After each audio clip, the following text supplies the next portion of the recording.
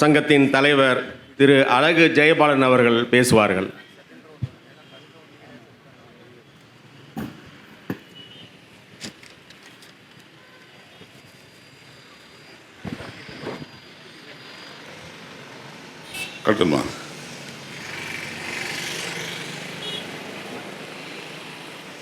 பாராட்டுதலுக்குரிய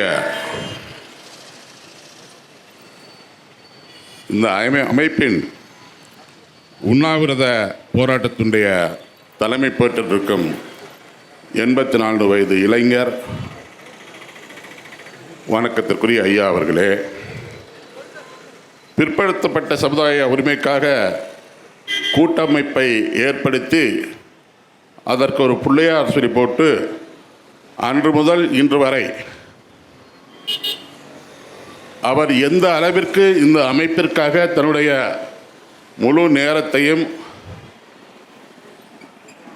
பணத்தையும் செலவழிக்கிறார் என்பதை நான் இங்கே கூற விரும்பினாலும் அவர் அதையெல்லாம் சொல்ல வேண்டாம், கருத்தை மட்டும் கூறுகள் என்று என்னை கட்டளையிட்டு விட்டார்கள். இருந்தாலும் ஒரு தலைவர் என்பவன் பிறர் செய்வதை கூறுவதுதான் அந்த தலைமை பண்புக்கு அழகு. அதற்கு காரணம் மற்றவர்களையும் ஊக்குவிப்பதற்கு அது ஒரு முத்தாய்ப்பாக அமைந்து விடுகிறது. ஆகவே நானெல்லாம் ஒரு அமைப்பின் தலைவராக இருந்தாலும் நீங்களெல்லாம் ஒரு அமைப்பின் தலைவராக மட்டும் இருந்தால் போதாது, இந்த கூட்டமைப்பில் உங்களை நீங்கள் இணைத்துக் கொள்ள வேண்டும் என்று தொலைபேசி வாயிலாக அவர் கேட்டுக்கொண்ட பொழுது உடனடியாக நான் அதை ஒத்துக்கொண்டேன். காரணம், நான் வரைமா மாவட்ட ஆளுநர் என்ற வகையிலே ஜாதி மத பேதத்திற்கு அப்பாற்பட்ட ஒரு சமூகத்தைச் சேர்ந்தவர்.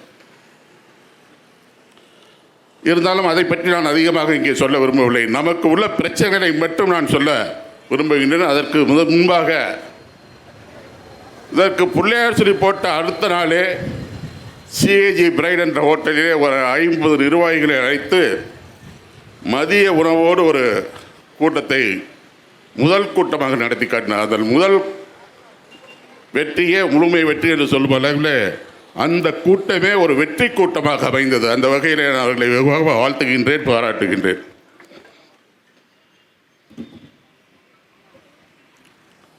பிறகு ஒரே வாரத்தில்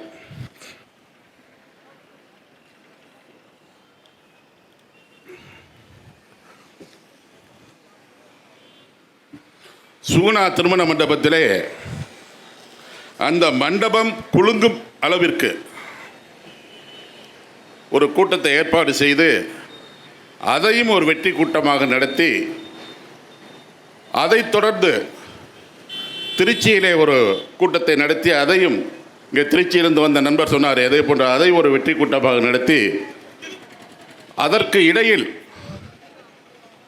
கணினி வாயிலாக பல கூட்டங்களை நடத்தி இன்று இந்த அரசு பயந்து நடுங்கும் வகையிலே இந்த அறவழி போராட்ட உண்ணாவிரத போராட்டத்தை ஏற்படுத்தி அதுக்கு தலைமையேற்றிருக்கும் என்னுடைய அன்பிற்குரிய ரத்னசாபதி அவர்களே, முதற்கண் உங்களுக்கு என்னுடைய வாழ்த்துக்களையும் வணக்கத்தையும் பாராட்டுகளையும் தெரிவித்துக் கொள்கின்றேன்.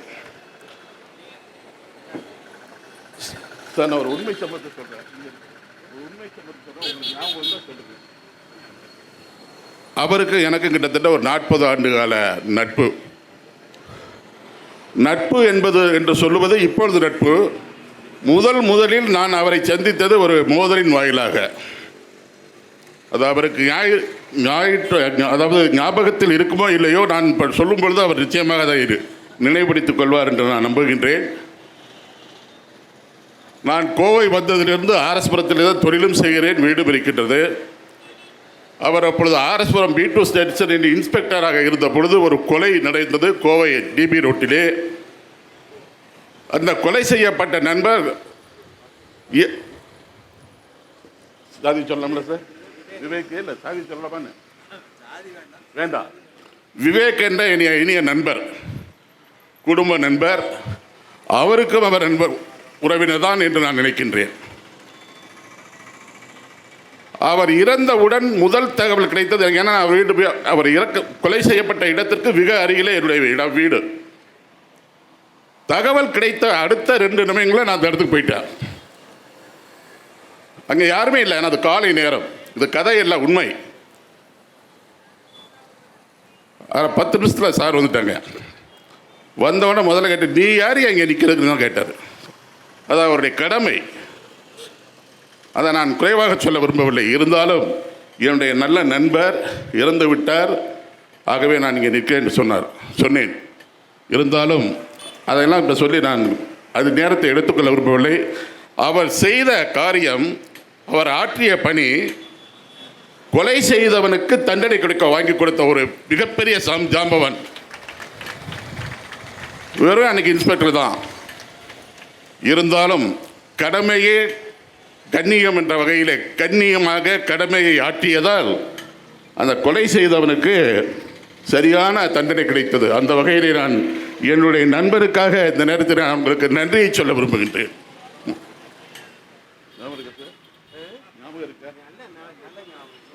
ஞாபகம் இருக்குன்னு சொல்லிட்டார். ஆக அப்போ எத்தனை வருஷமாக வரைக்கும் நானும் பழகிக்கிட்டு இருக்கோம். ஏன் நான் அதை சொல்கிறேன் அப்படின்னா, ஒரு சிறந்த அறிவாற்றல் உள்ள அன்பு மனம் நிறைந்த, அது மட்டும் இல்லை, வெரி ஸ்ட்ரிக்ட்னு சொல்லுவோம் ஆங்கிலத்தில் சொன்னால், அதாவது எதற்கும் அடிபணியாத ஒரு அதிகாரி என்று சொன்னால் நான் அவரை சொல்லுவேன். அந்த வகையிலே அவர் இந்த அமைப்பை ஏற்படுத்தியிருப்பது, அதற்கு தலைமை ஏற்றிருப்பது நிச்சயமாக இந்த அமைப்பிற்கு கிடைத்த ஒரு மிகப்பெரிய வெற்றியாகவே நான் கருதுகின்றேன். நண்பர்களே, இப்போ ஏன் இந்த அமைப்பு, எதற்காக இந்த அமைப்பு? 2 நாட்களுக்கு முன்பாக அவர் தொலைபேசியில் தொடர்பு கொண்ட பொழுது நான் வெளியூரில் இருந்தேன். சொன்னார், நான் அந்த மாதிரி பண்ணியிருக்கேன்னு சொன்னார். நிச்சயமாக நான் வந்து விடுவேன், கலந்து கொள்கிறேன் என்று சொன்னேன். காரணம், இன்று ஒரு சிறு குறு தொழில் செய்பவர்கள் அல்லது நபர்கள் என்று சொல்ல முடியும், அவர்கள் எல்லாம் வாழ முடியாத ஒரு சூழ்நிலை உருவாக்கி இருக்கிறது ஒரு ஜாதி சங்கம். அதை ஜாதி சங்கம் என்று தான் சொல்லுவேன். அவர்கள் வேணுமானால் அரசியல் இயக்கம் என்று சொல்வார். நான் அதை ஏற்றுக்கொள்ள மாட்டேன். அது ஒரு ஜாதி சங்கம். 137 சமுதாயங்கள் உள்ள ஒரு அமைப்பிற்கு 1989 அன்றைய பிரதமராக இருந்த VP சிங் அவர்கள் ஒரு கமிஷன் அமைத்து 50% ஒதுக்கீட்டை அந்த சமுதாயத்திற்கு வழங்கினார்கள். காலத்தின் கட்டாயம்.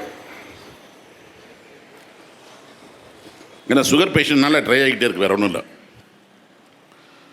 கழுதை செஞ்சு கட்டல் மாச்சுன்னு சொல்லுவாங்க. அந்த கதையா 50% இடஒதுக்கீட்டை பெற்றிருந்த நமக்கு அரசியல்வாதிகள் தங்களுடைய சுயநலத்திற்காக, சுயநலம் என்று சொல்வதற்கு பதில் ஓட்டுக்காக, நம்ம எல்லாம் நம்முடைய வாழ்க்கையை சீரழித்து நம்முடைய வாழ்வாதாரத்தை கெடுத்து ஒரு ஜாதி சங்கத்திற்காக 20% ஒதுக்கீட்டை வழங்குவதற்கு தயாராகி கொண்டிருக்கின்றார்கள். நான் இப்பொழுது அவருடைய அதைத்தான் சொன்னேன். நீங்கள் இந்த நேரத்தில் செய்வது மிகவும் ஆப்டாக இருக்கிறது என்று சொன்னேன். ஏனென்று சொன்னால், வெகு சீக்கிரமே இன்னும் 3-4 மாதங்களில் தமிழகத்திற்கு சட்டமன்ற தேர்தல் வர உள்ளது. அதற்கு அந்த கூட்டணியிலே உள்ள அந்த கட்சி இதை கேடயமாக பயன்படுத்துகிறது. சதவிகிதத்தை கேடயமாக பயன்படுத்தி கூட்டணியை அவர்கள் மிரட்டி கொண்டிருக்கின்றார்கள். இதுதான் உண்மை. அவர் நன்கு அறிந்தவராக இந்த உண்ணாவிரதத்தை மட்டும் இன்று நடத்தாவிட்டால் நிச்சயமாக இந்த 137 சமுதாய அமைப்புகளும் அவருடைய சிறுவர்களும் சிறுமிகளும் நிச்சயமாக பாதிக்கப்படுவார்கள் என்பதிலே மாற்று கருத்தே கிடையாது. அந்த வகையிலே இந்த நேரத்தில் நான் அவர்களுக்கு நன்றி, அனைத்து 137 சமுதாயத்தின் சார்பாக நன்றியை சொல்லி, முதல்ல சமூக நீதி என்றால் என்ன? நான் ஐயா ராமதாஸ் அவர்களை பார்த்து கேட்க விரும்புகின்றேன். ஐயா ராமதாஸ் அவர்களே, சமூக நீதி என்பது உங்களுடைய சமுதாயத்துக்கு மட்டும்தான் ஏற்புடையதா? மற்ற சமுதாயத்திற்கு அது சமூக நீதி ஏற்புடையது அல்லவா? சமூக நீதி என்பது இந்தியாவில் பிறந்த இந்திய ஒவ்வொரு குடிமகனுக்கும், தாழ்த்தப்பட்ட பிற்படுத்தப்பட்ட சமுதாயத்தில் வாழ்கின்ற ஒவ்வொருவனுக்கும் சமூக நீதி என்பது ஏற்புடையது. ஆனால் அவர் என்னமோ சமூக நீதிக்காக பிறந்த ஒரு ஜாதி அவர்கள்தான் என்றும், சமூக நீதி போராடி நான்தான் என்றும் அவர் தன்னை அடையாளப்படுத்தி மிகப்பெரிய போராட்டங்களை சென்ற மாதம் கூட நீங்கள் பார்த்துருப்பீங்க. ரயில்வே ஒரு அந்த டிரைவர் அதாவது அவர் பொழைச்சதே பெரிய நான் பார்த்துக்கிட்டே இருந்தேன். எனக்கு ரொம்ப கஷ்டமாக இருந்துச்சு. ஒரு மிகப்பெரிய வன்முறை போராட்டம் இல்லை, இதுதான் போராட்டம், இதுதான் அகிம்சையான போராட்டம். அது வன்முறை. ஒரு பக்கம் வன்முறை வெடித்து கொண்டிருக்கின்றது, மறுபக்கம் பேச்சுவார்த்தைக்கு அழைக்கிறார் அன்புமணியை இந்த எடப்பாடி பழனிசாமி அவர்கள். நான் இங்கே அரசியல் பேச வரவில்லை, இருந்தாலும் நடந்ததை சொல்கின்றேன். இது மிகப்பெரிய தவறு, மிகப்பெரிய தவறு. இந்த அமைப்பு மட்டும் ஒருவேளை ஐயா அவர்கள் ஏற்படுத்தப்படாவிட்டால், ஒருவேளை நமது தமிழகத்தையே இந்த அரசு அவர்களுக்காக விற்று விட்டுவார்கள் என்று கூட சொன்னால் அது மிக இல்லை. நான் இந்த நேரத்தில் கேட்பது மட்டும், சமூக நீதி என்பது அனைத்து பேருக்கும் சமம் என்பதை நான் ராமதாஸ் அவர்களுக்கு இந்த நேரத்தில் உணர்த்த விரும்புகிறேன். ஆக இப்போ ஒரு கமிஷன் அமைச்சிருக்காங்க, ஜாதிவாரி கணக்கெடுப்பு கமிஷன். இந்த நேரத்தில் நான் தயவு செய்து 137 சமுதாய அமைப்புகளுக்கும் அதனுடைய நிர்வாகிகளுக்கும் அதனுடைய உறவினர்களுக்கும் நண்பர்களுக்கும் கேட்டுக்கொள்வதெல்லாம், சாதிவாரி கணக்கெடுப்பு நடத்தும் பொழுது ஒவ்வொரு அமைப்பை சேர்ந்தவர்களும் தங்களுடைய ஜாதியை குறிப்பிட்டு பிராக்கெட்டில் பிசி என்று அவசியமாக குறிப்பிடுங்கள். அப்பொழுதுதான் இந்த அரசுக்கு பிசி எத்தனை சதவிகிதம் தமிழகத்தில் இருக்கிறார்கள் என்று புரிந்து கொள்ள முடியும். அவர்கள் நினைப்பது ஒரு சமுதாயம் மட்டும், அதாவது வன்னியர் சமுதாயம் மட்டும்தான் இந்த தமிழகத்திலே மிகப்பெரிய சமுதாயம் என்று நினைத்து கொண்டிருக்கிறார்கள். நிச்சயமாக அல்ல. அவர்களை விட நமது பிசி அமைப்பு பல மடங்கு அதிகமான மக்கள் தொகையை கொண்ட அமைப்பு.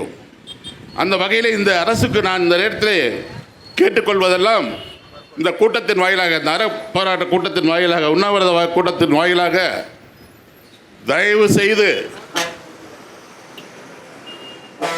அந்த சமூக நீதி என்று சொல்லி தன்னை போராளியாக ஏமாற்றி கொண்டிருக்கும் அவருக்கு செவிமடித்து எங்களை எல்லாம், எங்களுடைய வாரிசுகளை எல்லாம் வயிற்றில் அடித்து விடாதீர்கள் என்ற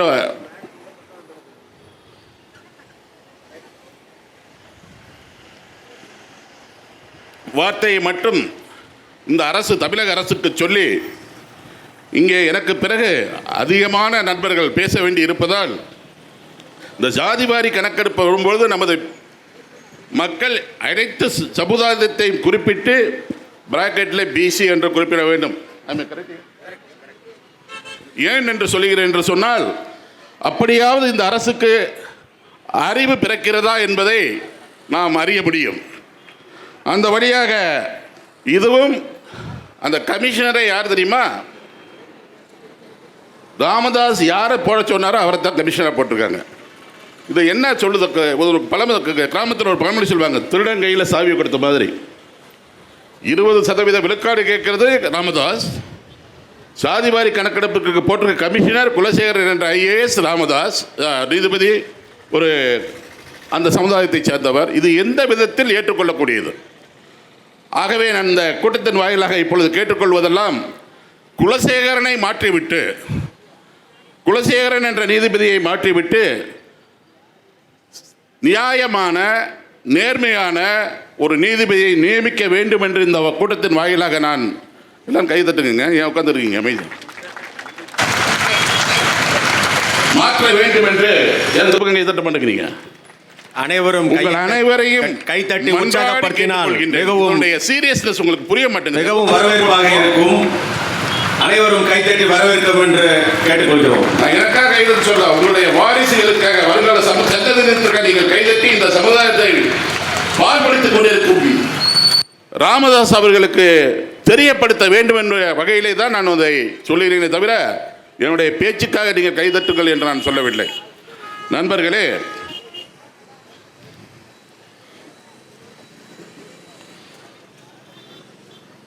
நான் ஒன்றை மட்டும் கடைசியில் சொல்லி நான் என்னுடைய உரையை நிறைவு செய்ய விரும்புகின்றேன். பொதுவாக அரசியல்வாதிகள் சொல்லுவார்கள், வீழ்வது நாமாக இருந்தாலும் வாழ்வது கலகமாக இருக்க வேண்டும். நான் அதை சொல்ல விரும்பவில்லை. வீழ்வது நாமமாக இருந்தாலும் வாழ்வது இந்த பிற்படுத்தப்பட்டோர் அமைப்பாக இருக்க வேண்டும். இந்த சமுதாயத்தில் அது மிகப்பெரிய மறுமலர்ச்சியை உண்டாக்க வேண்டும் என்று விரும்பி கேட்டுக்கொண்டு வாய்ப்பளித்த அனைத்து நான் உள்ளங்களுக்கு நன்றியை பாராட்டி விடைபெறுகிறேன். நன்றி, வணக்கம். நன்றி.